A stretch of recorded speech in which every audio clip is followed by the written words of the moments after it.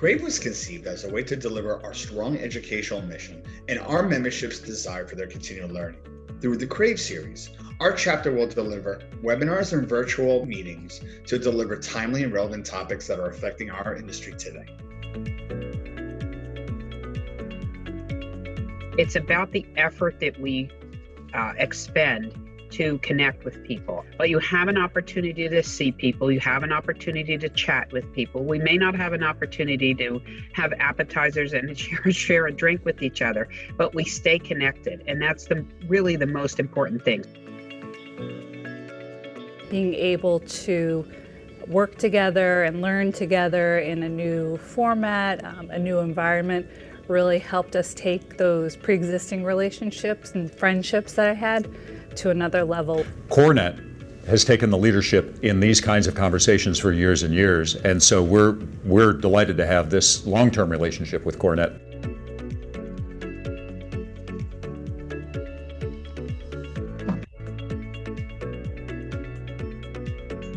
I found the CoreNet to be a great community of dedicated real estate professionals, and what it means to me is it gives me a wider network of people with whom to share ideas, to derive the best learnings, to test and experiment with things that I'm working on. This program is all about personal growth and becoming the leader that you want to be. CoreNet has always led the way when it comes to supporting the professional development of our members. Our roundtable discussions, our education workshops, and our professional development programs are just part of what makes CoreNet so valuable to our members. It was critical for us to find a way to still be able to facilitate all of this. Crave has provided us the platform to be just as effective and to still provide that value to our members in a virtual environment.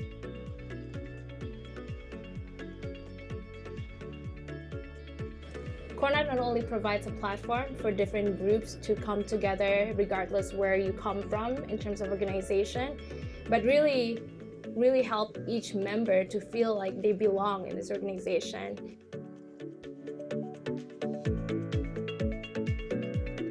We have a diverse membership base, and you will find that members come from all walks of life and from all over the world. However, it's still an area of focus for us to improve upon and to embrace equity, inclusion, and diversity through increasing awareness and taking action, as we know this will lead to more success for the organization and for our members.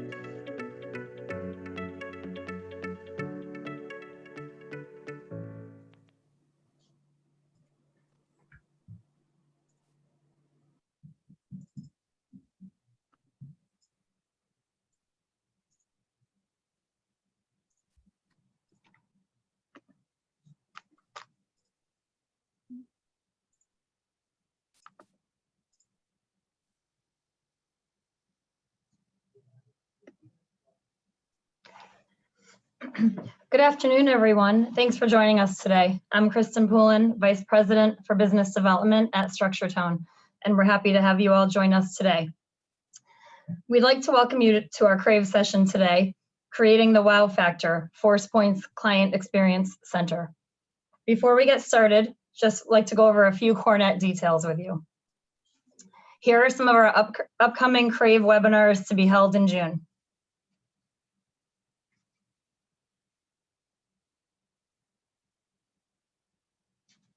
From a social media perspective, we'd love for you to join in the conversation. Please join us on Twitter, Instagram, and LinkedIn as we share information on our job openings, project updates, and all of our other events and activities here at CoreNet. We'd like to thank all of our generous corporate partners, as well as our Founders Circle Platinum sponsors, Gold, and Silver sponsors. Thank you to all of our sponsors. With regards to today's program, If you'd like to ask a question of our panelists following the tour, please submit them using the Q&A window in the Zoom dashboard. We'll be finding all of the questions through that window as opposed to the chat feature. And now on to our program. As longtime partners of Forcepoint, Fran Novell of Gensler, Principal and Studio Director, and I are very pleased to kick off today's program and introduce you to our host, Chris Stahl. Chris is the Vice President of Global Real Estate and Facilities at Forcepoint. Over the course of his career, Chris has led many multi-year global CRE strategies for a number of large global companies, including Thomson Reuters, Bose, and Forcepoint. Chris is also an active CoreNet member who has served on the board for both the New England chapter as well as the global board. And I'm sorry, in the New York chapter as well. He's also a faculty member of the MCR and SLCR certification programs. We will begin with a 15-minute virtual tour of the Customer Experience Center, followed by Q&A with Chris Stahl and the team members. But first, Fran will give you a brief overview of the overall program. And with that, Fran. Good afternoon. Thanks so much for joining us.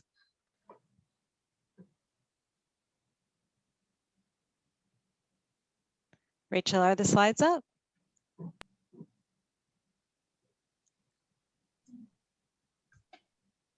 They should be now. Are you seeing them? Yeah, we're going to go back, just back 2 slides. Sorry. Fantastic. Thank you so much. This is a really exciting project for the teams and really was such a great and unique opportunity to truly create a space that would provide a memorable customer experience. The design solution really allowed for one to feel literally immersed in the data. And you can start to feel that experience a little bit on this slide, and through Chris's tour, we'll see a little bit more. Next slide. As we begin the program today, we did want to share just a few details about the project and really the great collaborations that made it possible. There's a lot of intricate coordination associated with this type of space, and we had wonderful partnerships with StructureTone, ORI, and a full consultant team, including NV5, Ascentec, CodeRed, Sladen Feinstein, Maxell, DCL, and MediaMonk, with all of the specialties that these teams brought to the project to truly make it a successful integration. Next slide. The team began the project by identifying Forcepoint's program drivers to then really collaboratively create a solution that balanced the physical interaction with digital storytelling for a space that could create a truly engaging experience. We focused on 3 key drivers: showcasing the technologies to literally draw you into the space, communicating Forcepoint's expertise in industry research through the content displays that are constantly updating and evolving with what's new in the industry, and then ensuring all elements of hospitality really existed to host a personalized experience for the customers within the space itself. We'll now pass it over to Chris to take you live through this experience.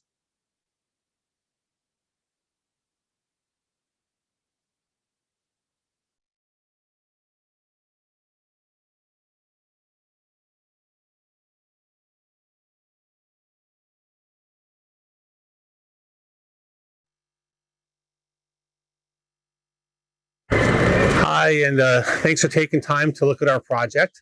I'm Chris Stahl. I'm responsible for global real estate, facilities, and corporate security with Forcepoint, which is a cybersecurity company. And this project, which was incredibly exciting, was done in collaboration with our good partners of Gensler, StructureTone, and Office Resources here in Boston.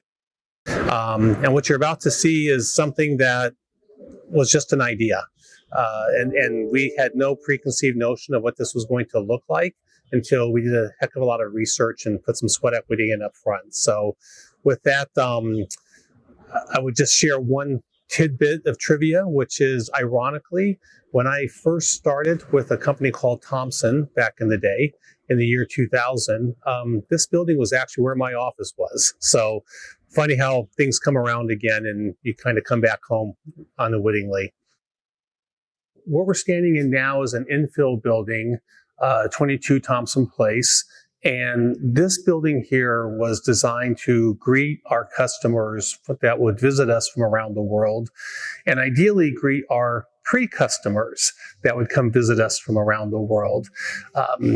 The design of this space right now, this entryway that you're seeing, was all done with the intention of making people feel very warm, very welcome. The building, as you'll see this here shortly, with the seating area for folks, was all done to be very much no barriers. Please come in. Looking forward to spending some time with you. We pretty much kept everything in this building the way it was and just did some nice modifications to it that I'll be happy to talk you through. Okay, so when we host folks here at the Cybersecurity Center, notice we don't call it a briefing center. It is a cybersecurity center, and I'll tell you more about that, how we come to that name shortly. We actually bring them in here. You can see we have a very low height reception desk. Typically, there will be someone there in a very concierge manner to greet people. We'll have their badges on the beautiful counter here. We assume people are probably going to be traveling to see us. So with that in mind, behind this wall, we've created a storage area for roller bags, coats, umbrellas, etc. And when customers are here, first thing we do is we talk a little bit about the history of the building. Now, we're in the seaport of Boston, Massachusetts. People think of the seaport and they think glass and steel buildings, trendy restaurants, just very accessible to everything. The reason we chose a brick and steel building and not a glass and steel was the fact that it's historical. And because our solutions in cybersecurity are very much grounded in being human-centric, we also felt that this spoke to the authenticity of that message. 1906 construction, this tremendous history, railroad tracks came up in front, offloaded raw materials, where the shoes were produced and made that supported the Allied troops during the war. For example. So just a tremendous amount of history of things here, and the emphasis on the authenticity, and we're all human at the beginning and end of the day, and that's what we're trying to protect, if you will, from a cybersecurity perspective.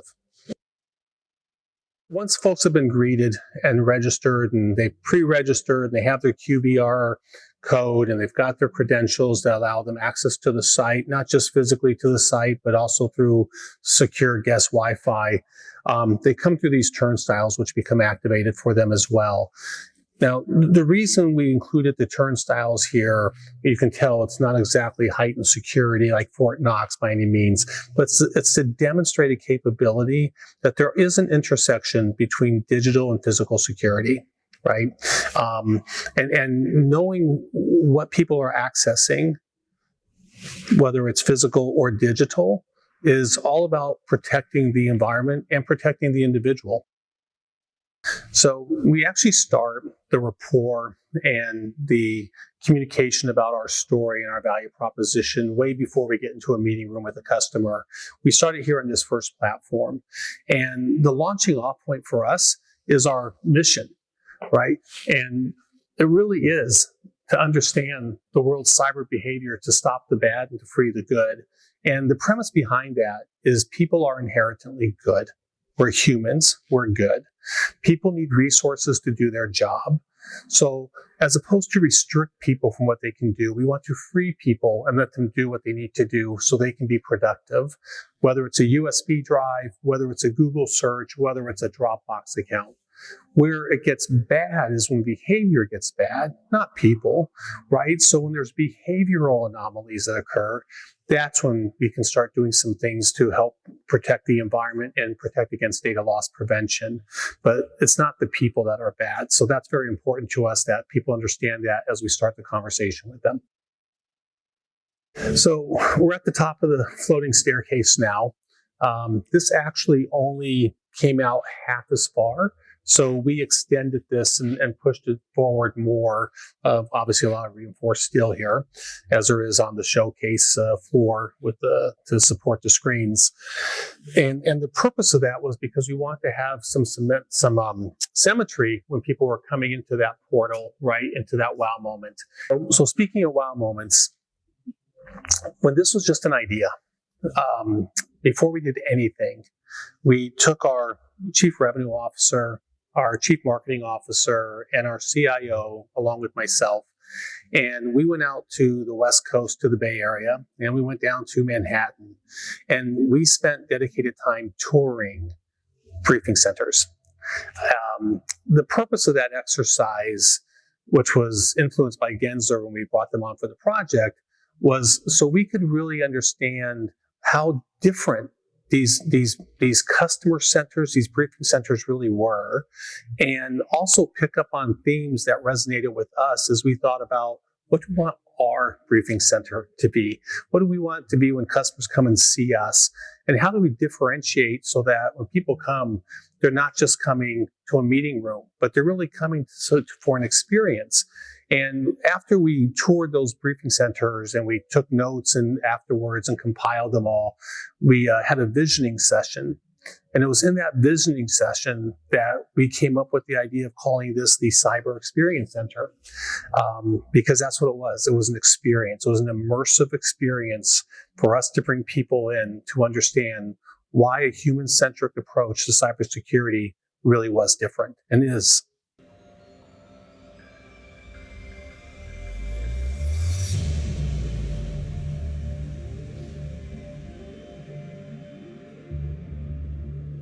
Digital innovation has completely transformed our world, connecting, informing, and empowering people and businesses like never before. The adoption of disruptive technologies has grown exponentially. Just 10 years ago, only a tiny fraction of the world's population had access to a smartphone. Today, that number is 3 billion.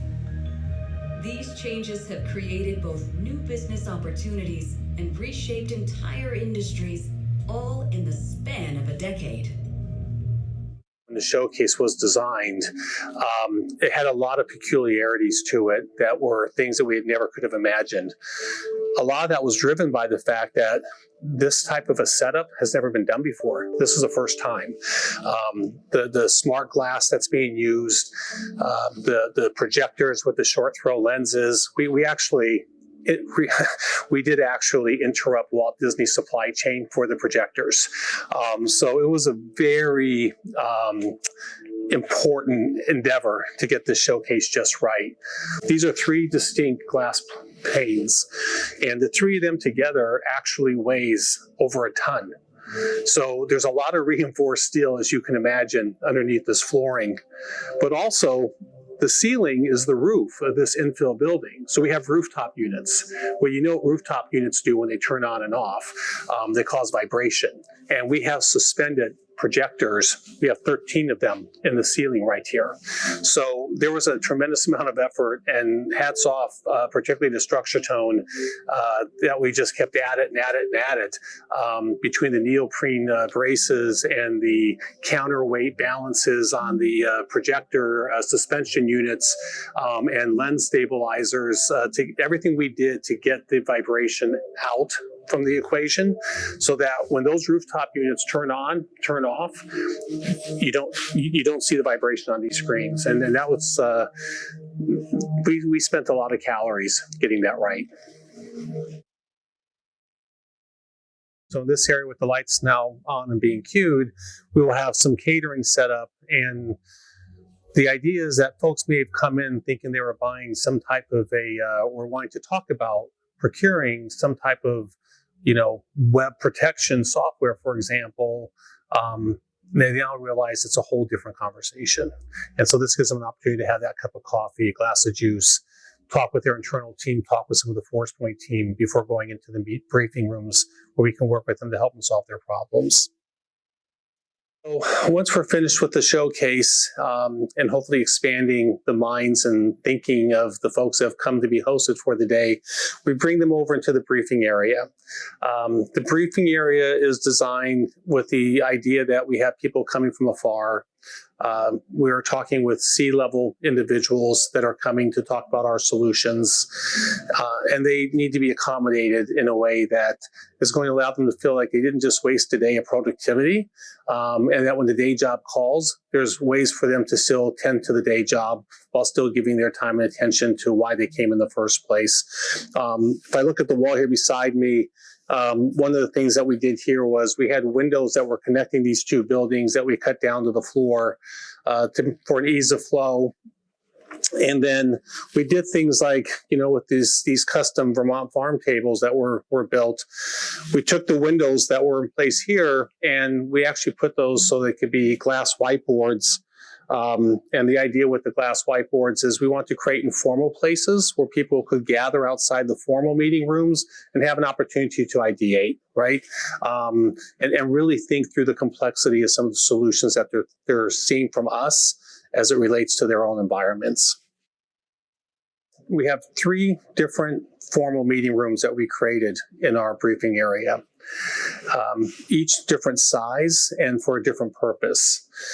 One fun fact here, we named each of these rooms off of different technologists, and we gave a description of the technologist on the name tag. And probably doesn't come through on the camera, but behind the description, you'll see a series of 1s and 0s. Well, that binary code, if you put that into the computer, it will actually spell out the name of the technologist the room is named after. Part of the idea with these meeting rooms, and we have our primary meeting room here with banquet seating that can handle people that may not need to be at the table for the meeting, of course, but in the room. But we put a couple of phone rooms here. When we tried to appoint these in such a way where when someone had to pop out from a proximity perspective, they could pop out and still have a line of sight what was going on in the meeting room if they would need to be flagged or brought back in. And then because we were thinking people are coming from all over the world, which they have, not everybody brings a converter, right? So we just made sure that wherever there was a power outlet opportunity for visitors and guests, it also had USB-A, USB-C, so the whole converter issue becomes a non-issue. And we did likewise in the meeting rooms as well, even built into the drawers and the table that are hidden for people. Again, a lot more common space, so if people want to step out of the room for a few moments, have that small conversation. Down towards the end there, you'll see another big glass whiteboard, same idea. Maybe they want to step out of the room. Maybe they want to kind of play things through a little bit. They can ideate on that board. They can go through that process, come back into the room, continue the rich dialogue they're having. And knowing that the folks coming are C-level executives that are coming as well, we had a recognition through the design process that there's going to be conversations that are going to occur that are going to be pretty sensitive. Maybe the solution set that they're asking about that's relevant for their environment, but they don't necessarily want to talk about everything in their environment that's in the big meeting room. So we created a CEO office here, and the idea behind the CEO office that was established was the fact so that C-level person could leave the room, sit down with our CEO, maybe share some more specifics around their environment, their challenges, why they're looking for some of the protective solutions that we're providing, and then come back into the room and then have a more framed, relevant conversation. Again, privacy, but yet, the ability to sort of flag if needed to within arm's reach from the room. So we're not disrupting the whole flow of the meeting. They could step out for a few minutes, come right back in. They're not, going to another floor, to another building in order to have some alone time and privacy. All right, so in the space, we've created a couple of visitor offices, which we'll show you. These were appointed again, thinking we have very high-level people coming in to be hosted, to explore the solution sets that we offer. And that doesn't mean that they maybe don't need to be on a management call, a board call, an investor call, a customer call, and be able to have those quiet conversations. So in addition to the couple of phone booth rooms, which are functional and very nice, we also have 2 very nicely appointed visitor offices where someone can feel they have a base of operations, be able to focus on what they need to, and then get back into the room and the purpose why they came to begin with. The space that I'm standing in now at the front of the building, we called our town hall space. The furniture was deliberately chosen to be removed. And the reason for that was because this space also doubles for analyst calls, for investor meetings, for TEDx talks, for partner conferences. So when this furniture all comes out, we're able to set up chairs in a chevron shape. We're able to have high top tables. When we did the grand opening and the ribbon cutting, we had Senator Markey and Governor Baker and Admiral Rogers here. We set a stage up against the white wall there, which works quite nicely and has all the infrastructure built in to accommodate. We had a bar set up here for beverages in the back. So it had a very nice flow to it and a sense of intimacy at the same time. With the furniture in place, though, again, it just allows people to come, sit down. They're away from the formal meeting rooms. They're on the other side of the floor. So they really have that separation from being in the intensity of the conversation to, hey, let's just sit down and talk about, how well the Red Sox are doing, because everybody's a New England sports fan, right?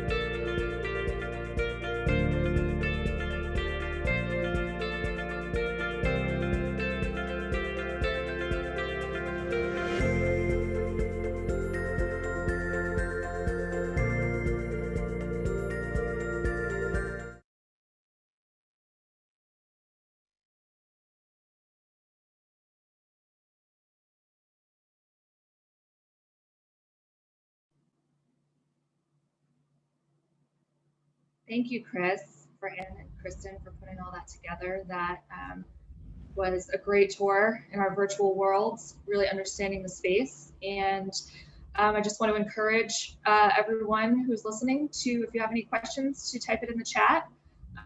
We can ask Chris some of the hard-hitting questions. And I can start off with a few for him while you're all thinking and diligently typing them away. Chris, I know that Forcepoint is all over the world and all over the country. Boston is unique for this customer experience center. What attracted you to this location and to Boston? So the attraction to Boston was having our headquarters in Austin, Texas. And we were finding people traveling, particularly from Europe. That's quite a trek. And a lot of our customers, whether it's critical infrastructure or your Fortune 5s, a lot of them are headquartered more towards, Midwest and Northeast, with the exception of the Silicon Valley usual suspects, right? So Boston just seemed to be a much easier place to get to for folks, particularly with the nonstop flights coming across the Atlantic. And then, in terms of U.S. domestic flights, it didn't, never an issue getting into Boston, right? So that was the big drive. And then the seaport particularly was the accessibility of the airport. So that, folks even locally would have the opportunity, in theory, could make this a day trip. Right. We are literally, depending on how things are going through the tunnel, of course, right? But, there are times and within 10 minutes, you're curbside to curbside. So just having that proximity and accessibility to Logan Airport was really important as well. Yeah, I like what you were talking about with the human scale, especially if the Forcepoint area within the seaport. It is an older building, though. So what were some challenges around that you might have faced? Yeah, so going into an older building is turns to be a labor of love, I think. We had, so many challenges. I talked about the rooftop units, of course, that were there. The sound attenuation issues that you have to deal with. When you look at the ceiling, you're really seeing the floor above you. Right. So there was just many of those types of nuances that you take for granted in a new construction. But at the same time, we want to be very careful, and hopefully it came through on the tour. We don't want to take away from the character of the building, right? And we don't want to lose that. And so to try to fill in those gaps where you can have meeting rooms where on the other side of the wall you're not picking up video feed or other conversations happening, in the room next door to you, but at the same time, not lose the authenticity of the type of space that you're in. So those are, I think that was probably a constant thread throughout the whole process as we were doing the design and particularly as we went into construction. And if Kathy, I might add that what's great about having the older building is the juxtaposition of those aspects of construction and the technologies. So it really allowed the hospitality within some of those warmer spaces of the older building, and then truly the experience of the immersion of the digital and then back into it. So it was really kind of a gift, I think, to have that type of space to create those differences. Absolutely. Yeah, I know that this is mainly a customer experience location, but considering the hospitality and the older building, was there any considerations made for employees in the space? Yeah, so the end of the presentation, the tour, there was photos of the big open area with some bench seating and some booths, and then of course the big workspace.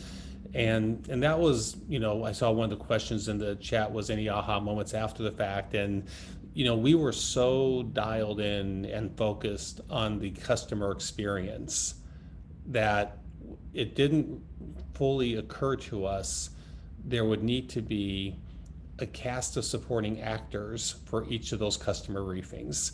And for Forcepoint, some were local, some were not. And depending upon the solution set and the customer, we would bring in experts across the country, across the company, from even around the world to be present at those briefings.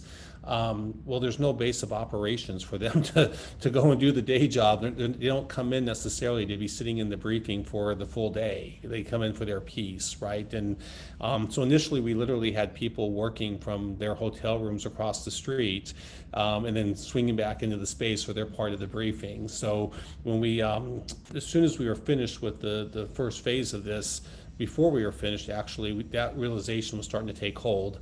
And we immediately went into the design and build out of the first floor of the building, which was to do two things. One, give that base of operations to people coming in to support briefings, so they wouldn't have to leave the building when they were here for these things. But then two, to start building on a capability with some of our data analytics team here as well.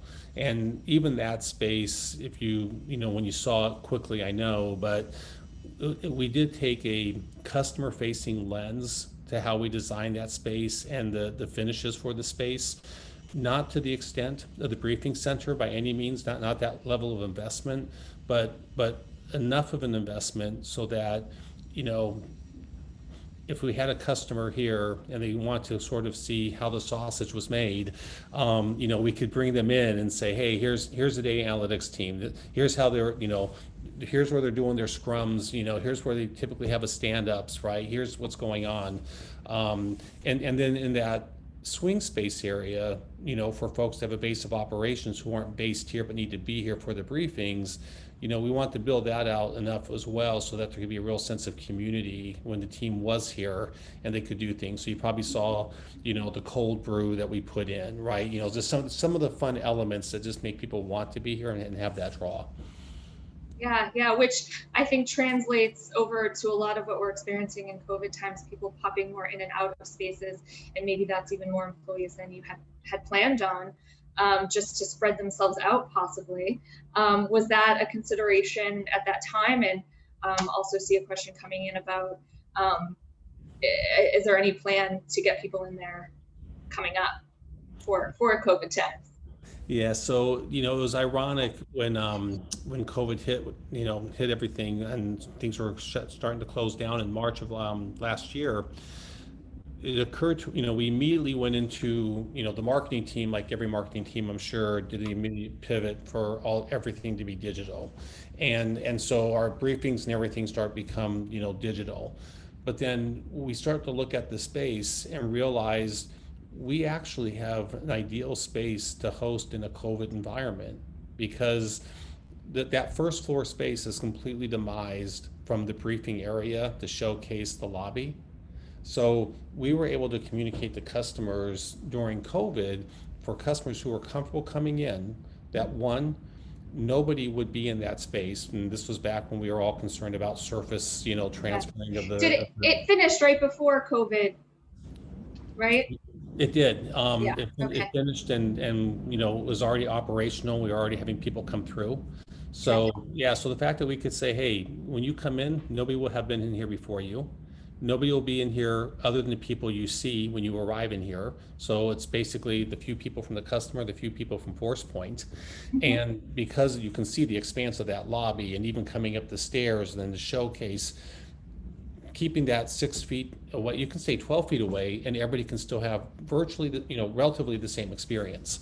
So we were able to leverage the space, not anywhere near we'd like to during COVID, but it did become ironic how it was such a COVID safe environment. I mean, that main meeting room, right? That main briefing room, 6 people around the table, and you're fine from a distance perspective. So right. It certainly felt that way on your tour. It was refreshing and calming at the same time. I also, like Mirella, like the artwork in your video, and of course behind you, it was really attracted me. What was your inspiration behind the artwork? Was it? Yeah, that was artwork was a real challenge for the space. To the point of being human centric. We didn't want seascapes. Right. We didn't want, nature, about people. And so the artwork, our executive team was very, very involved in making sure that it had the right message, the right theme. Our CEO particularly, had a very clear idea in his mind what he wanted shown here, and what he didn't. And I can't say I take no credit for it whatsoever. Someone even asked me at one point, they said, so is this the artwork you would have picked up or picked out? And I'm like, no, not even close. So I'm not good at picking artwork either, but I love it. Well, part of what we focus on a lot in programs is the business case and the business strategy for your space. And I mean, most of it's pretty obvious, but have you seen an effect in the past year over that business strategy for creating the space? Yeah, so it was, the company didn't have a briefing capability prior to the space being built. We had a briefing room that we had just built out in Austin in our headquarters, and it was starting to get some traction, but nothing on scale. So, it was amazing at the annual sales kickoff meetings when this briefing center was introduced back in the first one, and then again just last year. And it was nice because I was, fortunate to be invited to that and to sit there amongst all the sales organization globally and channel partners as well. And to have the briefing center, in our internal video that shows the capabilities and have some of the salespeople talk about it, and have some of the case studies presented in terms of the, the multiple of the value of the sale of the contract, right? Because of having come here. So that was all of us, right, in corporate real estate, we all work very hard to make sure that whatever we're doing is completely tied to the business strategy. Otherwise, why are we doing it, right? We're all so tied to like, how do we enable the business? How do we enable people to do their best work? How do we really help drive the business and support it? And, as much as, I have certainly felt like I've done that throughout my career, but to do it in such a customer facing area, project was very rewarding, and to see the size of sales opportunities, on a multiplier increase was just, incredibly rewarding. Um, the only if there was a downside, it's just that you build a space like this in a 1907 building, the care and feeding of this thing, oh my God, it does take a lot of care and feeding. So. Care and feeding, I like that. But it is unique opportunity, that's for sure. We have another question from Hannah asking about diversity, equity, and inclusion. Mainly around people who are coming in from all around the world, as you mentioned, and considerations around, different sorts of populations using the space. Was there anything that came up in the process about that? From as a company, inclusion and diversity is a huge part of our culture. So unfortunately, through the whole design process, lots of hours and cycles spent in the conference rooms of Gensler. Our CEO, our CIO, our CRO, our CMO, I mean, they were so involved. So, everything we did was taken that this had to be this was Forcepoint. This is who we are. So we didn't do anything here that would be counter cultural to us and what our value systems are. I think, we did talk a little bit about the openness, thinking that leaning towards that will help people feel comfortable, because they will feel that they have space. Not everybody wants to be so close and tight together all the time. Having those extra little breakout rooms and having the diversity of those rooms where people could break out and do, if they had to take that call or do something on their own. So we did try to take those types of things into effect. I think certainly we were cognizant of that in our, I know this is a very, neat thing to talk about, the restrooms. We put a lot of thought into how we designed the restrooms, thinking about other cultures and people coming in and whatnot and needs. So, I think there was a good amount spent on that to make sure that someone wasn't going to come in and sort of have an allergic reaction to having to spend time in this space. True. Would you have done anything differently if you were to do this all over again, Chris? Besides not do it. So you were given a different building or a different strategy, if it started all over again tomorrow, what would be your first thoughts?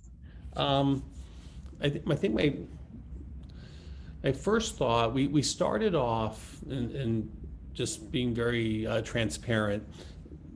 As I talked about, when we started this project off, the company never had a briefing center before. So we didn't know what that was supposed to be or look like. And I was very fortunate to be able to get the CMO and the CIO and CRO to join me to go tour briefing centers in Silicon Valley and New York. And Gensler was masterful in, making sure that we recorded, not just articulated casually, but we recorded after each visit, our thoughts, impressions, and whatnot, and then led us through that visioning session, which really brought this to fruition as far as, gave some shape and structure to what it is we were trying to solve for and do. And so we started off very much with great engagement at that level of the company. As the project started, like most projects, as the project started to get traction, these things can take a life of their own. And there was a couple of inflection points where when some of the design for like that showcase with the screens was being done, there was a couple of inflection points where you think you're going lockstep and parallel, but then all of a sudden, a little deviation becomes more of a big V and a big Y opening, right? And you have to like regroup again. So I think, the one thing I would do differently is, one, I would get a PMO involved much sooner in the process. And I would make sure that we had a little stronger clarity as far as how certain tracks were progressing along. And you know, that showcase, which is an incredible wow moment, but if there was just a little bit more coordination, we probably could have, you know, not had some of the stressors that we did trying to solve for some problems that arose that we would have, you know, we would have seen around the corner a little bit better than we did, right? But other than that, I mean, no, I wouldn't choose a different building necessarily, because I just think there is so much character and such authenticity that comes through in an old, you know, brick and beam building like this. You know, I love the street presence that it has. You know, and I think, you know, some of the challenges that come along with, you know, having an old building and structure, you know, also is you know, makes it interesting, right? I mean, we've all done so many, you know, everybody on this call, I'm sure, has done like a zillion interiors projects, right? It's the ones that have some type of unique element to them that really gets your attention, right? So yeah, long-winded answer, sorry about that. No, that's great. I really appreciate all your honest answers, your thorough tour as an end user. Really appreciate the ins and outs of all of how you decided what you decided. And thank you so much to Gensler and Structure Tone as well for being behind this, helping us show it to you all, and for all your time today. I think if you guys have any more questions about what you saw and want to reach out to Chris or other people separately, let us email us, let us know, and we'll get that over to them. Thank you everyone for your time today. You have 10 minutes back. We are Thursday before holiday, so have a great time. Thank you. Thank you all.